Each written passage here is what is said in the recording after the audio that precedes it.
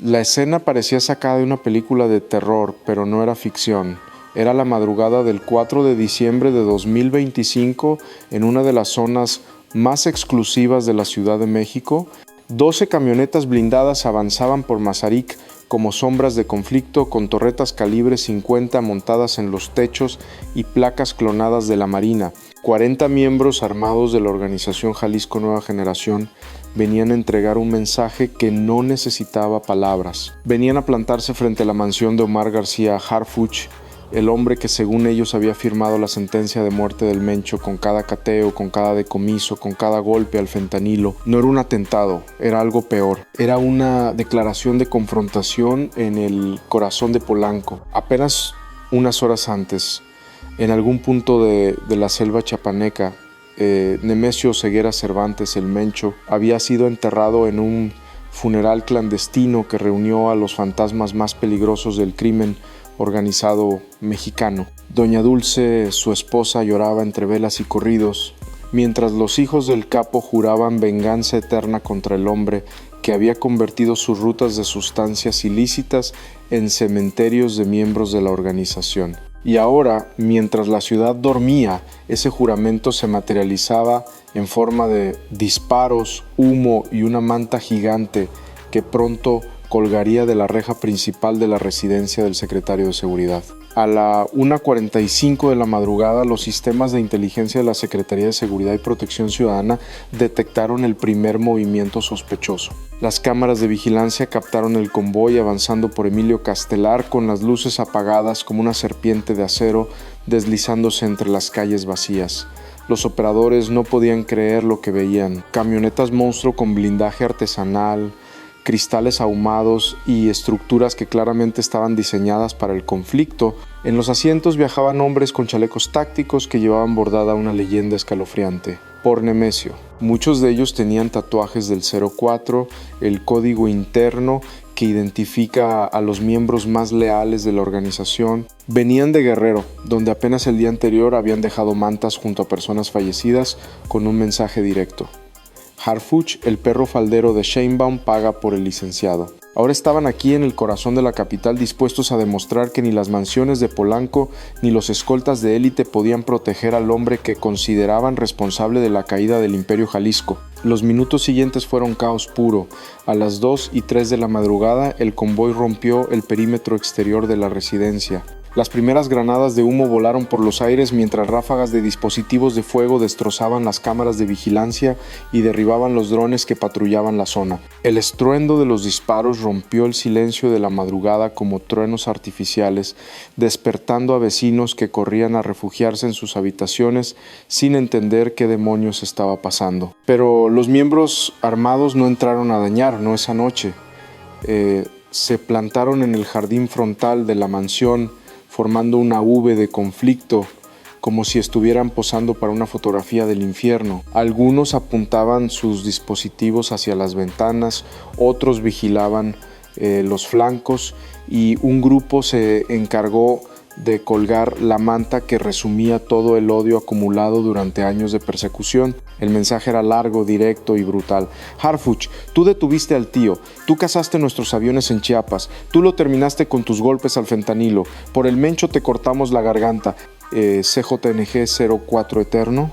Imagínate la escena: 40 hombres armados hasta los dientes parados frente a la casa del secretario de Seguridad más perseguido de México, con una manta que básicamente prometía su fin. Esto no pasaba en la sierra, no pasaba en algún pueblo olvidado de Michoacán o Jalisco, pasaba en Polanco, a unas cuadras de restaurantes donde la cuenta promedio supera los 5,000 pesos, donde los empresarios más poderosos del país tienen sus residencias. El mensaje no era solo para Harfuch, era para todo México. Miren hasta dónde llegamos.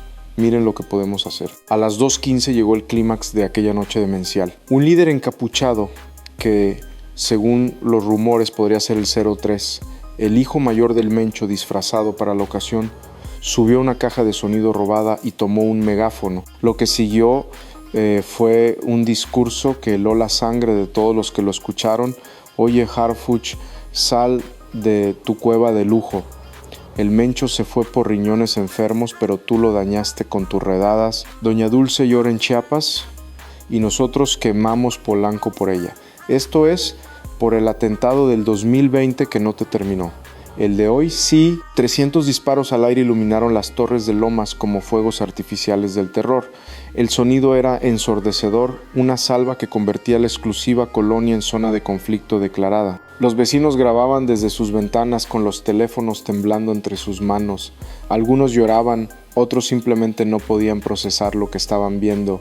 El Starbucks de Masaryk cerró sus puertas de emergencia mientras los empleados se escondían en la bodega, convencidos de que el apocalipsis había llegado a la Ciudad de México, pero Harfuch salió. El hombre que en junio de 2020 sobrevivió a una emboscada de 400 disparos en Paseo de la Reforma, el que quedó con 3 impactos en el cuerpo y siguió dando órdenes desde la camilla del hospital, no iba a darles el gusto de verlo asomarse por la ventana. Desde su búnker personal activó lo que internamente se conoce como Protocolo Mencho, un operativo de respuesta diseñado específicamente para este tipo de escenarios. En apenas 7 minutos, 200 elementos de la gendarmería rodearon la zona mientras un escuadrón de helicópteros Black Hawk sobrevolaba Polanco con reflectores que convertían la noche en día artificial. El cerco se cerró tan rápido que los miembros armados apenas tuvieron tiempo de reaccionar. Algunos intentaron regresar a las camionetas,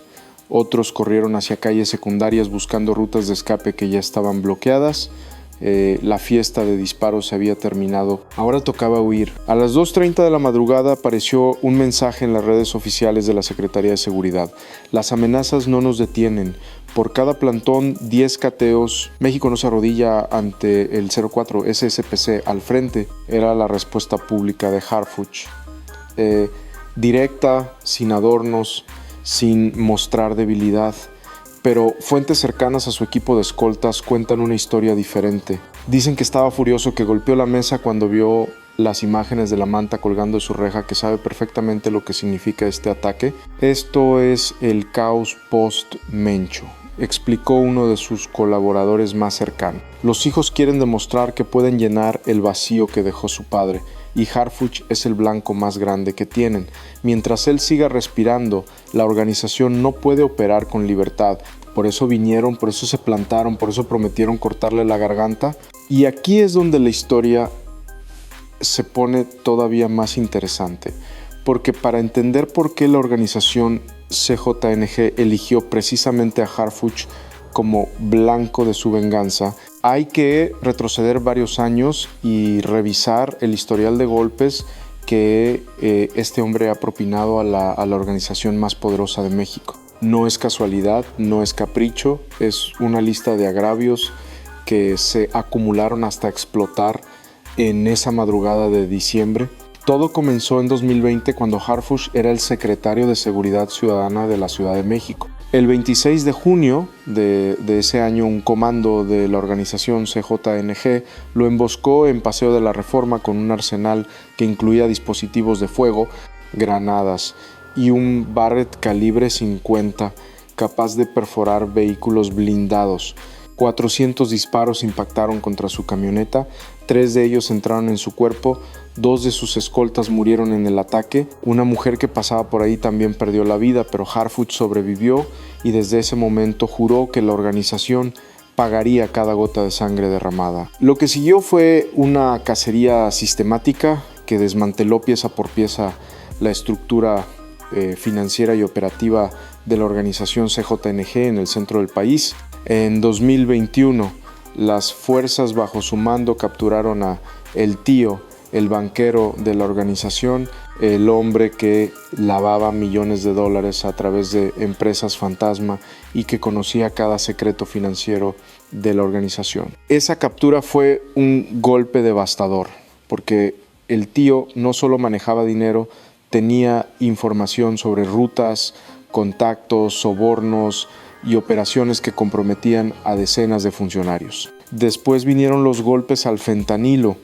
Harfuch coordinó operativos que cerraron laboratorios clandestinos en Michoacán, Jalisco y Sinaloa, decomisando toneladas de precursores químicos y sustancias sintéticas que representaban ganancias de cientos de millones de dólares. Cada laboratorio destruido era un mensaje directo al Mencho.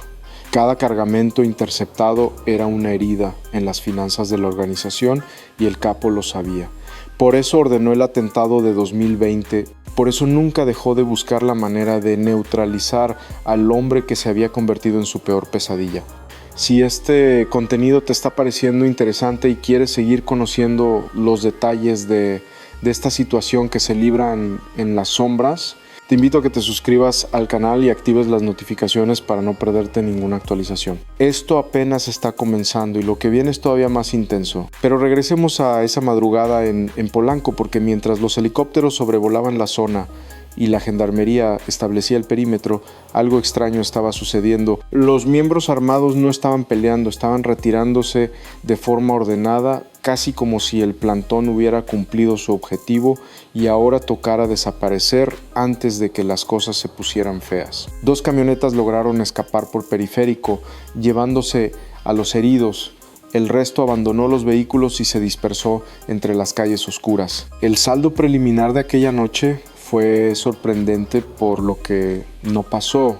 0 personas fallecidas. Los escoltas de Harfuch repelieron el ataque con gas lacrimógeno y balas de goma, evitando una situación grave que hubiera convertido Polanco en zona de conflicto declarado. 2 miembros armados resultaron heridos de gravedad, pero lograron huir antes de ser capturados. Lo que sí quedó fue evidencia, mucha evidencia.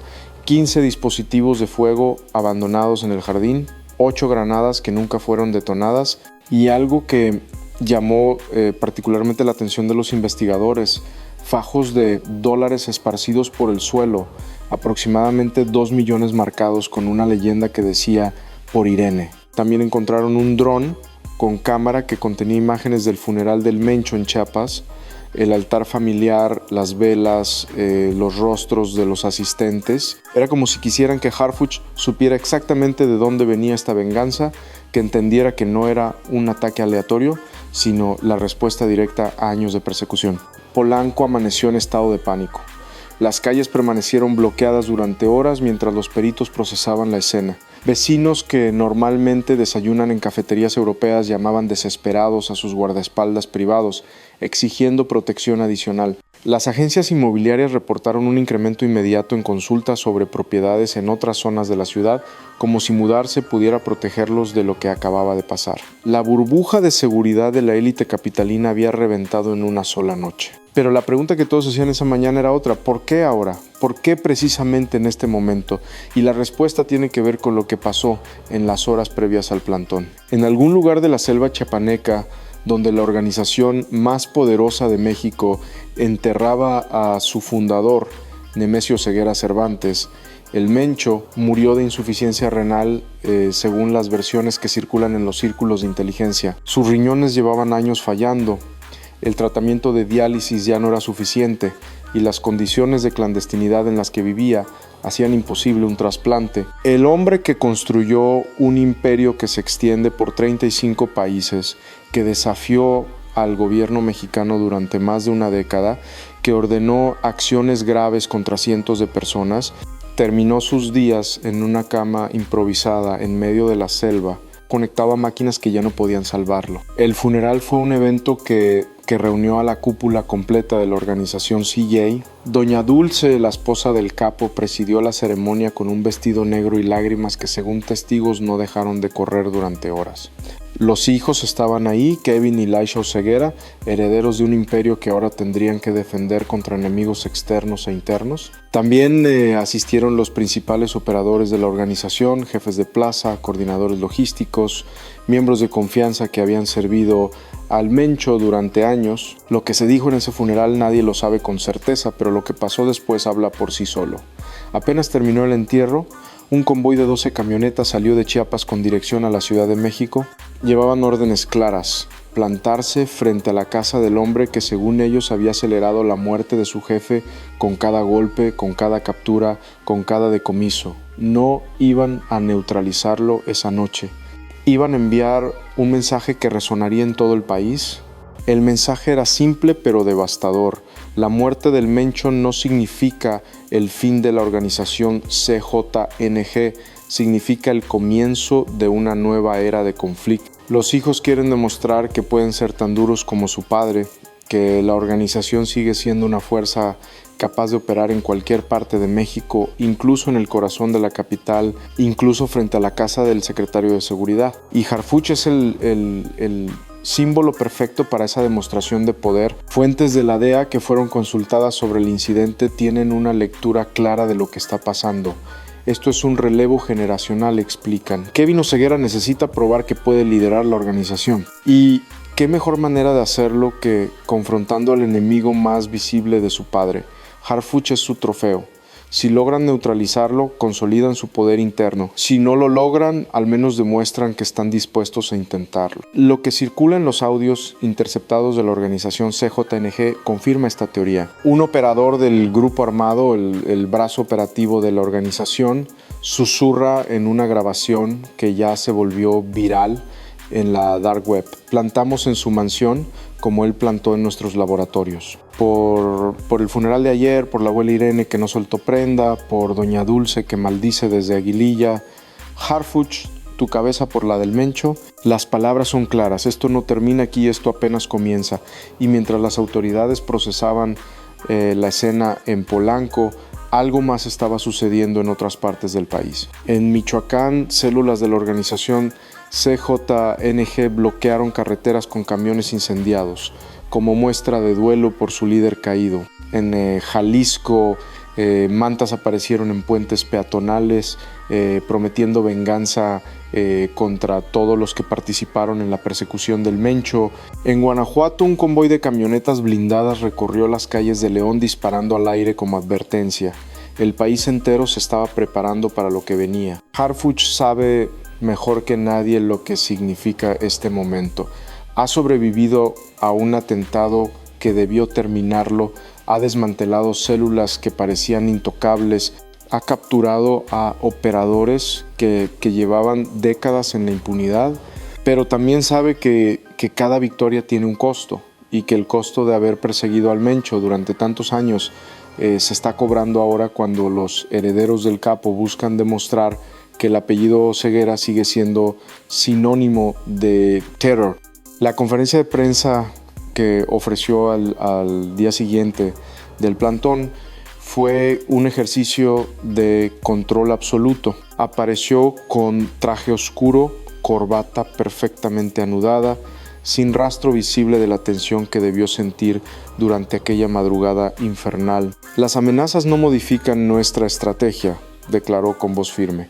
Cada acto de intimidación será respondido con operativos más contundentes. El Estado mexicano no negocia con organizaciones, pero detrás de las cámaras las conversaciones eran muy diferentes. Equipos de inteligencia trabajaban contrarreloj para identificar a los miembros armados que participaron en el plantón, rastreando las camionetas abandonadas, analizando las grabaciones de vigilancia, cruzando información con bases de datos federales. La manta que colgaron en la reja fue enviada a laboratorios forenses para extraer cualquier rastro que pudiera conducir a los responsables. Los dólares marcados estaban siendo examinados para determinar su origen y las rutas por las que llegaron a México. Lo que descubrieron en las siguientes horas cambió completamente la perspectiva del caso. Las camionetas utilizadas en el plantón habían sido robadas en Guerrero apenas 3 días antes del ataque. Los dispositivos abandonados tenían números de serie borrados, pero presentaban marcas consistentes con lotes decomisados en operativos anteriores, como si la organización estuviera usando objetos que alguna vez fueron confiscados y que de alguna manera regresaron a sus manos. El dron con las imágenes del funeral tenía tecnología que no debería estar disponible para civiles. Todo apuntaba a una operación planificada con semanas de anticipación, no una reacción espontánea al funeral del Mencho, sino un golpe cuidadosamente diseñado para coincidir con ese momento simbólico. La organización sabía exactamente cuándo atacar para maximizar el impacto mediático. Sabía que la muerte de su líder concentraría la atención del país y que el plantón en Polanco multiplicaría ese efecto. Fue una operación de comunicación tanto como una demostración de fuerza. Las implicaciones de esto son enormes y es algo que vale la pena que analicemos juntos.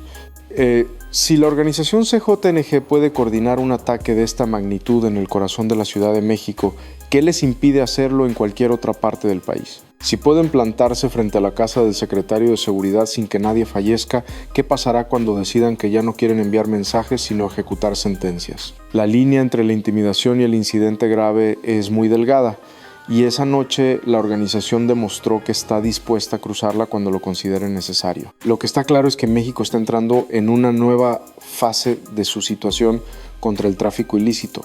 La muerte del Mencho no debilitó a la organización CJNG, la radicalizó. Los hijos del capo necesitan demostrar que pueden ser tan despiadados como su padre, y para eso están dispuestos a escalar el conflicto a niveles que parecían impensables. El plantón en Polanco fue solo el primer acto de una obra que promete ser larga y difícil. Y en medio de todo esto está Harfuch, el hombre que ha convertido su vida en una cruzada contra la organización más poderosa de México. Cada mañana se despierta sabiendo que hay miles de personas que quieren verlo neutralizado, que su cabeza tiene precio, que su familia vive bajo amenaza constante, pero sigue adelante, sigue ordenando operativos, sigue decomisando sustancias ilícitas, sigue capturando miembros de la organización, porque para él esto ya no es un trabajo, es personal. Si has llegado hasta aquí, te agradezco mucho por tu atención y tu tiempo.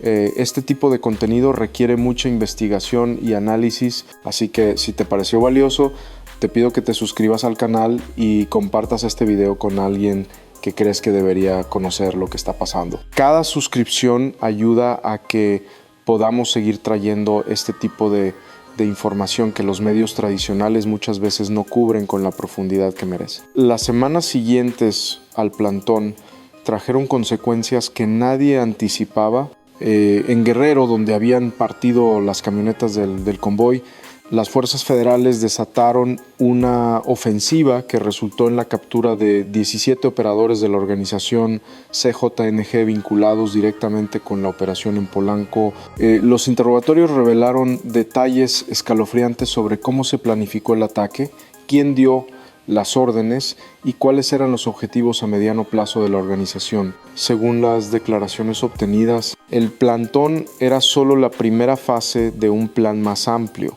que incluía ataques simultáneos contra residencias de otros funcionarios de seguridad, bloqueos carreteros en puntos estratégicos del país y una campaña de terror mediático diseñada para demostrar que la organización CJNG seguía siendo invencible a pesar de la muerte de su fundador. La captura de estos operadores desarticuló parcialmente el plan, pero las autoridades saben que hay células durmientes esperando la orden para activarse. Harfuch, por su parte, no ha dado señales de querer retroceder. En las semanas posteriores al plantón ordenó una serie de cateos que resultaron en el decomiso de más de 3 toneladas de fentanilo, la captura de 28 miembros de alto nivel y el desmantelamiento de una red de lavado de dinero que operaba a través de casas de cambio en la frontera norte. Cada golpe fue acompañado de un mensaje implícito: pueden amenazarme todo lo que quieran, no voy a parar. La respuesta de la organización CJNG no se hizo esperar. Mantas aparecieron en ciudades de todo el país con amenazas directas contra Harfuch y su familia. Harfuch tiene miedo. Cualquiera lo tendría en su situación, pero ese miedo no lo paraliza, lo impulsa. Cada amenaza es un recordatorio de por qué hace lo que hace. Cada ataque fallido es una confirmación de que va por el camino correcto. El Mencho está muerto, pero su fantasma sigue persiguiendo a México. Sus hijos heredaron un imperio construido sobre conflicto y están dispuestos a generar más para mantenerlo. Harfuch es el blanco principal, el enemigo número 1, el hombre cuya cabeza vale más que cualquier cargamento de sustancias ilícitas, y mientras esa cabeza siga sobre sus hombros, la situación continúa. Esto no es el final de la historia. Es apenas un capítulo de una saga que lleva décadas escribiéndose y que probablemente seguirá por muchos años más, pero es un capítulo que vale la pena conocer, que merece ser contado, que necesita ser escuchado, porque solo entendiendo lo que pasa podemos exigir que las cosas cambien. Solo conociendo la verdad podemos dejar de ser espectadores pasivos de nuestra propia tragedia. Gracias por acompañarme hasta el final de este contenido. Si quieres seguir informado sobre cómo se desarrolla esta historia y muchas otras que definen el presente de México, no olvides suscribirte y activar la campanita. Nos vemos en el próximo video, donde seguiremos desentrañando los secretos más oscuros de esta situación que no parece tener fin. Cuídate mucho y hasta la próxima.